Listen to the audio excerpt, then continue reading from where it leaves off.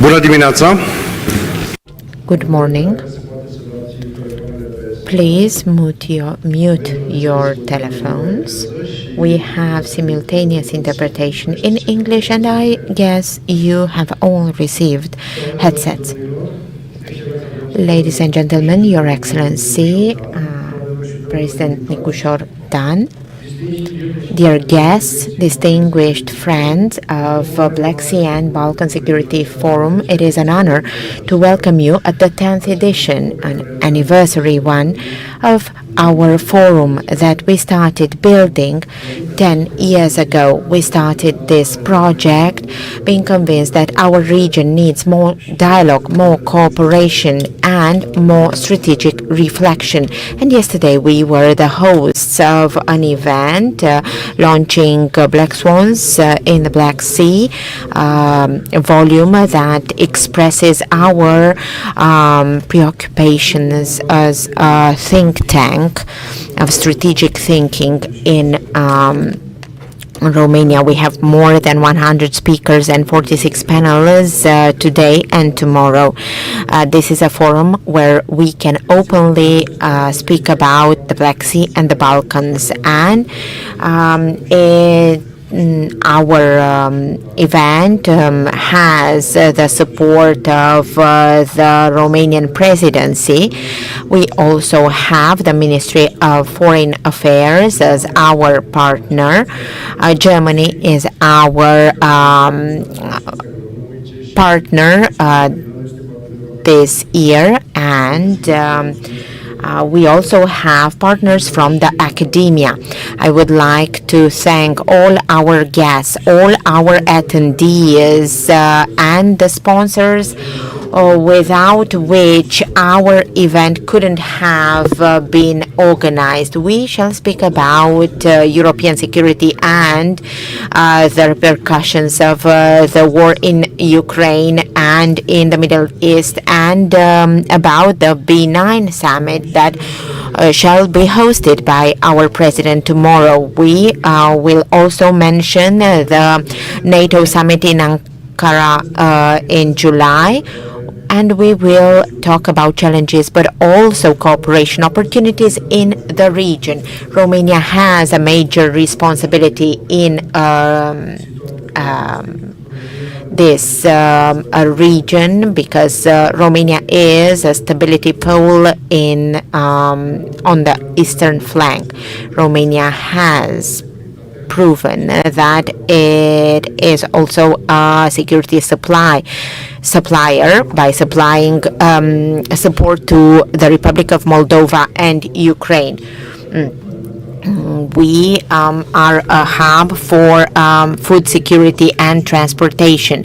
The future of this region cannot be defined only by challenges but also by opportunities. So we shall speak about consolidating cooperation in the region. It is an honor for me to open this forum and allow me to invite our president, Mr. NIጯ Dan, to take the floor and state a few words. Thank you.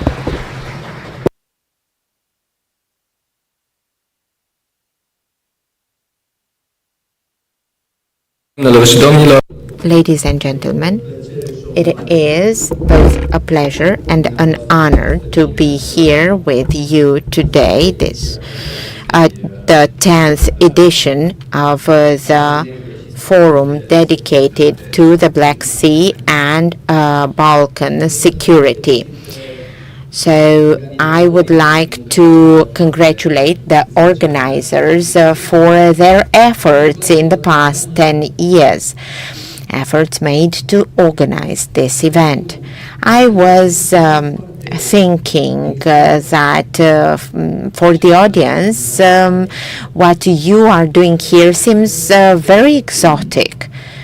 and maybe some explanations are needed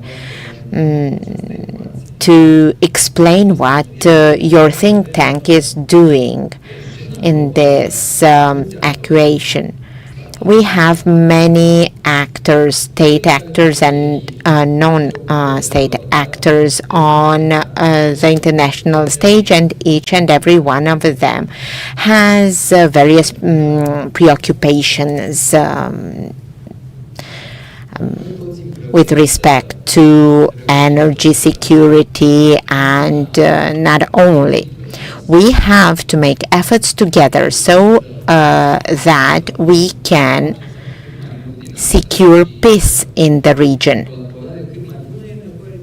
And for better cooperation, we need an interface that would understand both sides, both actors, and propose solutions so that the wishes and aspirations of each party be compatible. This is what you are doing at a very high level, and I would like to thank you for your efforts, because your efforts are in the interest of our country and of the international stage. The Black Sea and Balkans region represent a strategic interest for Romania and NATO alike. For geographical reasons,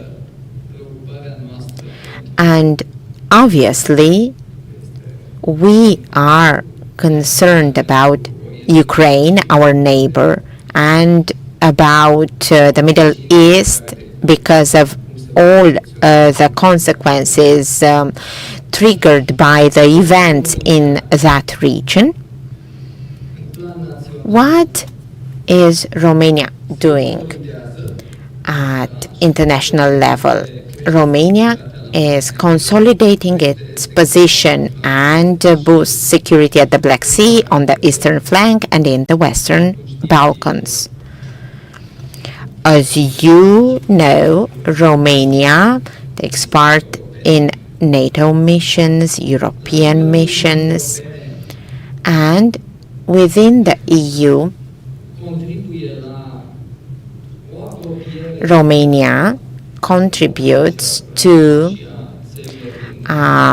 bringing the Republic of Moldova, Ukraine, and Western Balkans closer to the EU. This is a multi-step process that requires a lot of diplomatic attention.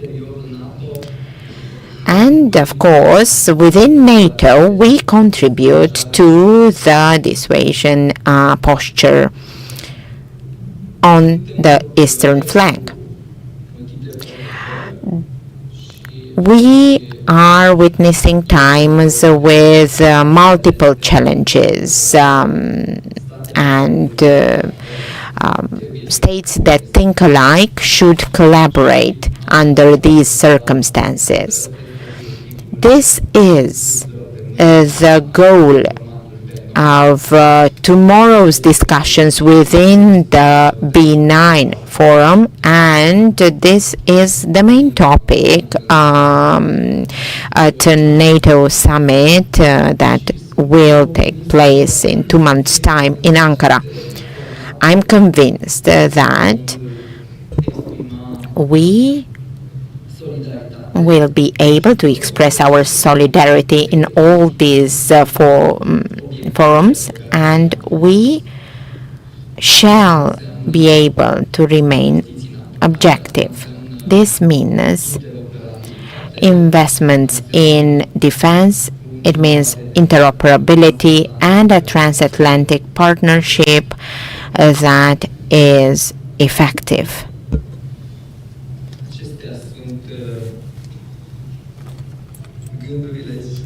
These are my thoughts and our plans.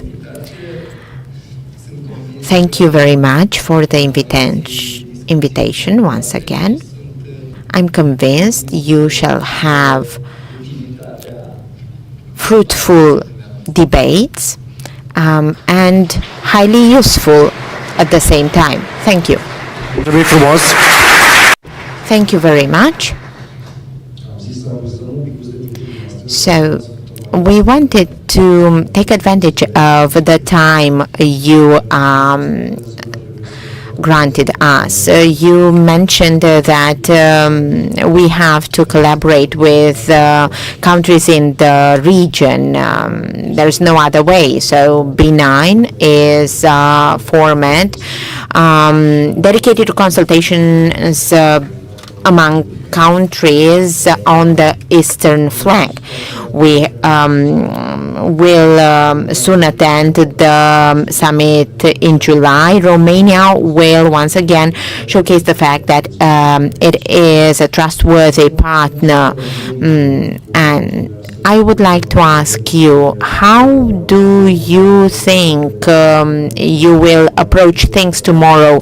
Will you discuss about stronger NATO on the eastern flank? Do we have to choose between the US and Europe, or will we speak about consolidating NATO with the support of Europe and the US at the same time? In a Latin country, debates are always full of energy. They're passionate.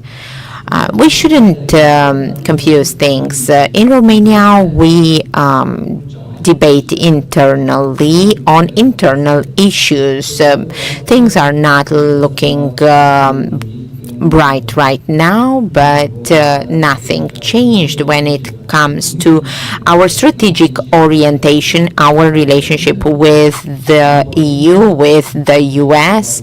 On the contrary, we are not choosing sides. We are aggregating efforts because a stronger Europe means stronger NATO, and a stronger NATO means a stronger Europe. So you are specialists in this topic. There are projects that are complementary between Europe and NATO.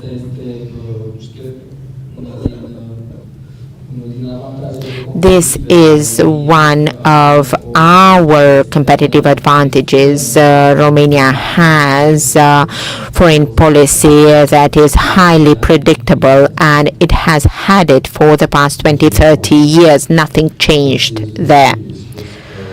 Thank you very much. You said that the Black Sea's role is gaining more importance, and not only for the region but also at a global level. The NATO summit will be held in Turkey this year, so another riparian state, the Black Sea.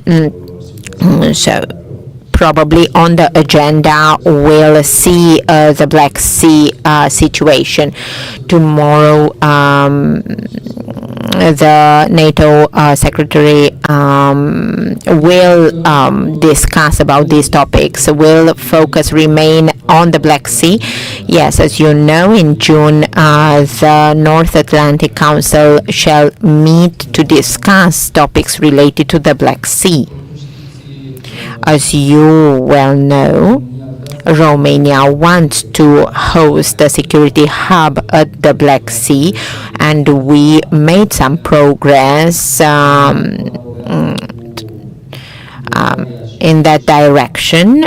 We collaborate with Bulgaria and Turkey to remove floating mines at the Black Sea. So we are aware of what is happening at the Black Sea, and fortunately, at NATO level, the Black Sea is considered important, so there will be focus on it. Yes, you mentioned the demining efforts carried out by Romania, Bulgaria, and Turkey, and our interest is to maintain freedom of navigation at the Black Sea. Trade is important, and we also have exploitation projects there. So demining operations and securing the Black Sea for communication. Probably the situation here is comparable with the Hormuz Strait. Yes. We answered to the British, French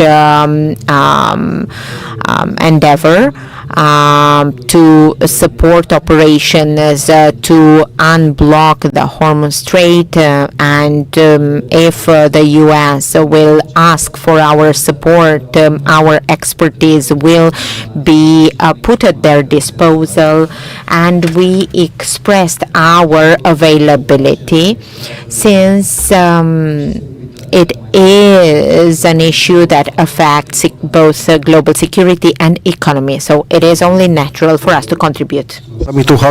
Thank you. At the summit, NATO summit in The Hague, a decision was made to increase investments for the army to 3.5% of the GDP by 2035, plus an additional 1.5 for military mobility and dual infrastructure. Romania is going through a quite uncomfortable period from an economic point of view, and the situation from a political point of view is not better either. Let me ask you, if you as president, you will continue to guarantee to vouch for Romania's fulfilling this obligation, and to because we have ahead of us elections in 2028, 2029 and 2030, where significant amounts of money have to be used. Yes, there is no doubt in this respect. I have been involved to a certain extent in the preparation of the 2026 budget, and I can tell you that as far as the expenditure is concerned, Romania's compliance with the obligations we undertook at The Hague was the first step.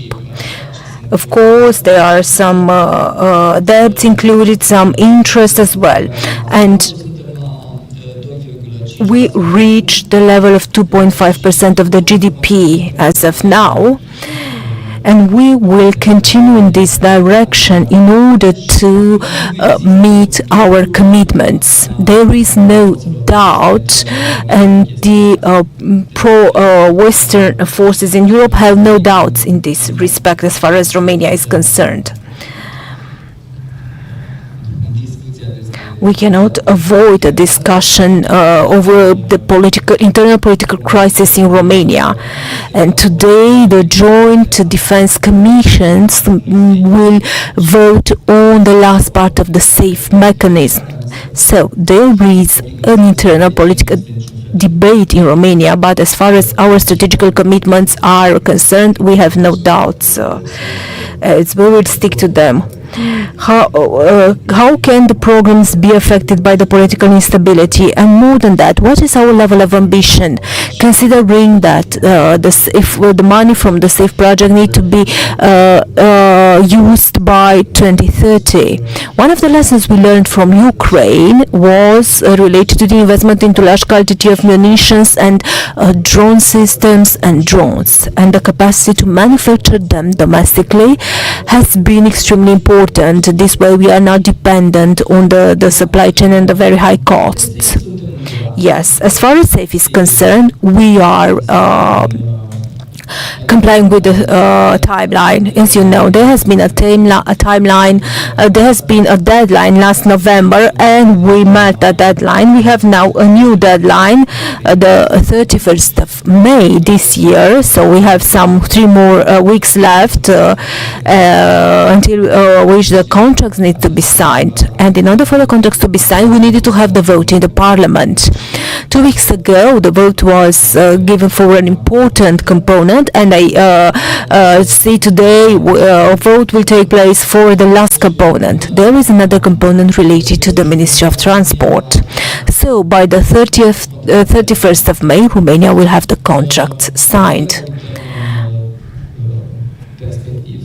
If we were to take a look into the future in the medium and long term, on the one hand, the SAFE programs will bring part of the manufacturing activity in Romania, with around 60% of the contracts for the military signed, that is 30 billion out of the 17 billions worth contracts.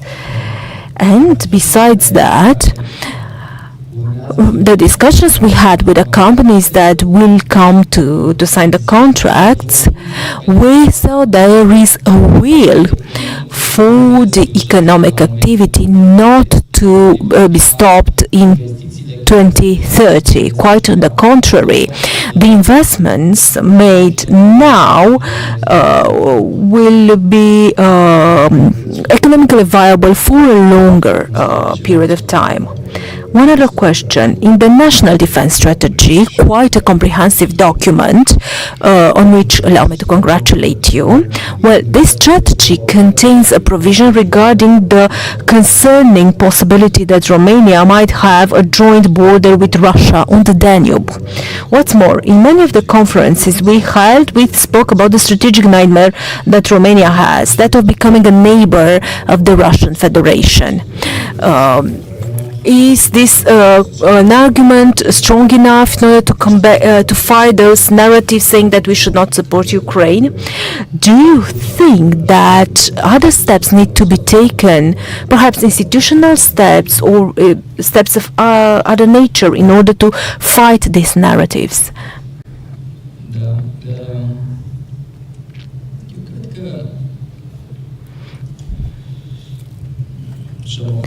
Well, actually, we had a debate some days ago,